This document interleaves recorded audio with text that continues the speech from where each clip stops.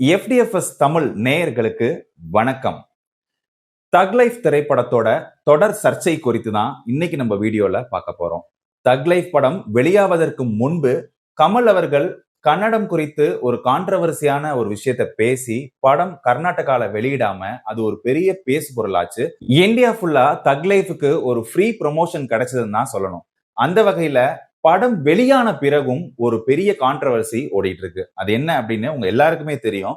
பாடகர் தி பாடிய அந்த பாடல ஆடியோ லான்ச் அன்னைக்கு சின்மயி அவர்கள் மேடையில பாடினதுதான் இவ்வளவு கான்ட்ரவர்சிக்கான ஒரு முக்கிய பேசு பொருளா தொடங்கி இருக்கு.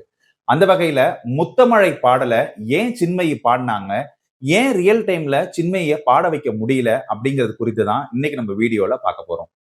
மணிரத்னம் வைரமுத்து காம்போ அப்படிங்கிறது சமீப நாட்களா, அதாவது 2018க்கு பின்பு மணிரத்னம் இயக்கிய எந்த ஒரு திரைப்படத்திலையுமே வைரமுத்து மணிரத்னம் காம்போ அப்படிங்கிறது இல்லவே இல்லை. இது முற்றிலுமா உடைஞ்சு போச்சுன்னு தான் சொல்லணும். 2018க்கு பிறகு சின்மயி அவர்கள் பெரிய அளவுல தமிழ்ல எந்த ஒரு பாடலையுமே பாடல. இன்னும் சொல்ல போனா டைரக்டா தமிழ் சினிமா எடுக்கக்கூடிய எந்த ஒரு பாடல்லையுமே அவங்க பாடலன்னு தான் சொல்லணும்.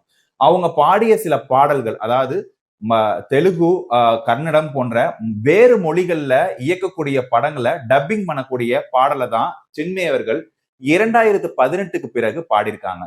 இதற்கான காரணம் உங்க எல்லாருக்குமே தெரியும். அந்த மீ டூ மூமெண்ட்ல அவங்க தைரியமா வெளியே திரு வைரமுத்து அவர்கள் மீது இவங்க வச்ச குற்றச்சாட்டுனால ஒட்டுமொத்த தமிழ் சினிமாவும் அவங்க பக்கம் எதிரா திரும்பிடுச்சுன்னு தான் சொல்லணும். ஒரு பெண் தனக்கு இழைக்கப்பட்ட ஒரு அநீதி குறித்து பொதுவெளியில பேசினத திரைத்துறையினர் அனைவரும் மௌனமா இருந்தாங்கன்னு தான் சொல்லணும். இன்னும் சொல்ல போனா அவருக்கு நேரடியா ஆதரவு கொடுக்கறதுக்கு எந்த ஒரு தயாரிப்பாளர்களும் முன் வரல. இதனால மனதளவுல சின்மயி ரொம்பவே உடைஞ்சு போனாலும் வெளி உலகிற்கு தன்னை ஒரு பெரிய தன்னம்பிக்கையான ஒரு மனிதரா தான் இன்னைக்கு வரைக்கும் காட்டியிருக்காங்க. அந்த வகையில சின்மயி அவர்களுக்கு இந்த வாய்ப்பு எப்படி கிடைச்சது அப்படின்னாக்க, தக் லைஃப் திரைப்படம் 3 மொழிகள்ல வெளியாயிருக்கு. இது உங்க எல்லாருக்குமே தெரியும். இந்த 3 மொழியில இடம்பெறக்கூடிய பாடல்ல பாத்தீங்கன்னாக்க சின்மயி அவர்கள் ஹிந்தி மற்றும் கன்னடத்துல பாடியிருக்காங்க. தமிழ்ல அவங்களுக்கு ரெட் கார்டு கொடுத்திருக்கிறதுனால அவங்களால தமிழ்ல பாட முடியல. சோ அதனால தி அவர்களை இந்த பாடலை பாட வச்சிருக்காங்க. அதாவது இந்த பாடல் முதல்ல வெளியானதும் இந்த பாடல் வெளியான சில மணி நேரங்கள்லேயே தி அவர்கள் பாடிய பாடல் தீ மாதிரி பரவிருச்சுன்னு தான் சொல்லணும். அந்த அளவுக்கு ரசிகர்களால கொண்டாடி தீர்க்கப்பட்டுச்சு தி பாடிய இந்த முத்தமழை வெர்ஷன். இதெல்லாம் ஒரு பக்கம் இருக்க, பாடல் வெளியீட்டு விழா அப்போ தி அவர்கள் தன்னுடைய அப்பா, உங்க எல்லாருக்குமே தெரியும் தியோடைய அப்பா சந்தோஷ் நாராயணன், அவர் தன்னுடைய ஸ்டூடியோல ஒரு ரெக்கார்டிங் செஷன் இருக்கிறதுனால தி அவர்களால வர முடியாது அப்படின்னு தி முன்கூட்டியே சொல்லியிருக்காங்க. இத சற்றும் எதிர்பாராத படக்குழுவினர் AR ரகுமான்கிட்ட போய் கேட்டோன்னு AR ரகுமான் சற்றும் சளைக்காமல் நம்ம சின்மயியே மேடையில பாட வச்சிடலாம் அப்படின்னு சொல்லியிருக்காரு. சின்மயிக்கு ரெட் கார்டு கொடுத்ததுனால அவர் திரைப்படங்கள்ல வர பாடலுக்கு தானே பாடக்கூடாது, மேடையில பாடுறதுல என்ன தப்பு இருக்கு, அதனால நம்ம சின்மயியே பாட சொல்லிட்டா ரொம்பவே நல்லா இருக்கும்னு AR ரகுமான் சொல்லியிருக்காரு. இதற்கு படக்குழுவினர் மற்றும் தயாரிப்பாளர்கள் சற்று தயக்கம் காட்டியதாக கூறப்படுது. ஆனா இது எந்த அளவுக்கு உண்மை அப்படிங்கிறது தெரியல. ஒருவேளை சின்மயிக்கு வாய்ப்பு கொடுத்தது எல்லாரும் வரவேற்றிருந்தாங்கன்னா உண்மையிலே அவங்களுக்கு ஒரு ஹேட்ஸ் ஆஃப். ஏன்னா இப்படி ஒரு அழகான குரல் அம்சம் கொண்ட ஒருவரை நம்ம 6 வருஷமா தமிழ் சினிமா இழந்திருக்கு அப்படிங்கிறது ரொம்பவே ஒரு வேதனைக்குரிய ஒரு விஷயம் தான் சொல்லணும். அந்த வகையில சின்மயிக்கு தெரிஞ்சோ தெரியாமலோ இந்த வாய்ப்பு கிடைச்சது அப்படிங்கிறது ஒட்டுமொத்த தமிழ் சினிமாவையும் திரும்பி பார்க்க வச்சிருக்கு. நீண்ட இடைவெளிக்கு பிறகு அவங்க பாடிய அந்த பாடல்னால தான் இந்த பாடல் ட்ரெண்ட் ஆச்சு அப்படிங்கிறது தான் நிதர்சனமான உண்மை. இதுக்கு நடுவுல நெட்டிசன்ஸ்கள் எல்லாம் தீக்கும் சின்மயிக்கும் சண்டை, தீக்கும் சின்மயிக்கும் ஒரு மிஸ் அண்டர்ஸ்டாண்டிங் ஆயிடுச்சு, அதனாலதான் இந்த மாதிரி ஆயிடுச்சு, ஆஹா ஓஹோன்னு சொல்லி கண்ணா புண்ணான்னு ட்ரெண்ட் பண்ணிருக்காங்க. இது ரொம்பவே தவறான ஒரு செயல்.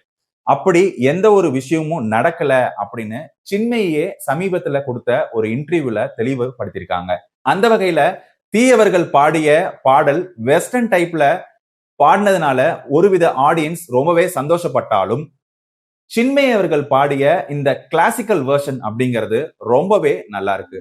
ஒட்டுமொத்தமா நம்ம இதுல தேங்க் பண்ண வேண்டியது யாரு அப்படின்னா AR ரகுமான் சார் தான். ஏன்னா AR ரகுமான் சார் துணிஞ்சு இந்த ஒரு முடிவு எடுத்தது இந்த பாடலுக்கு மட்டும் கிடையாது, இந்த படத்துக்கும் ஒரு மிகப்பெரிய ப்ரொமோஷனை ஏற்படுத்தி கொடுத்திருக்குன்னு தான் சொல்லணும்.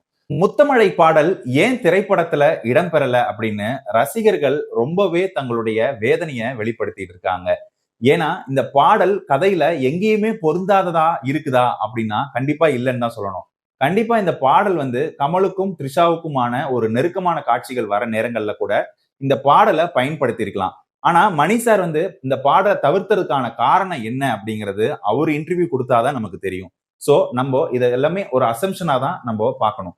இன்னொரு விஷயம், இந்த மாதிரி திரைப்படங்கள்ல எல்லா பாடலையும் வைக்கணும்ன்றது எங்கேயுமே ஒரு கட்டாயம் கிடையாது. அந்த வகையில பாத்தீங்கன்னா, நீங்க புதுப்பேட்டை படத்துல கூட பாத்தீங்கன்னா, "ஒரு நாளில் வாழ்க்கை எங்கும் ஓடி போகாது" இந்த பாடல் படத்துல இடம்பெறாட்டி கூட, இந்த பாடலுக்காக தனியா நெறைய பேரு வீடியோஸ் எடுத்து, அந்த பாடல வேற மாரி பல பெர்ஸ்பெக்டிவ்ல நம்ம பார்த்திருக்கோம் YouTubeல.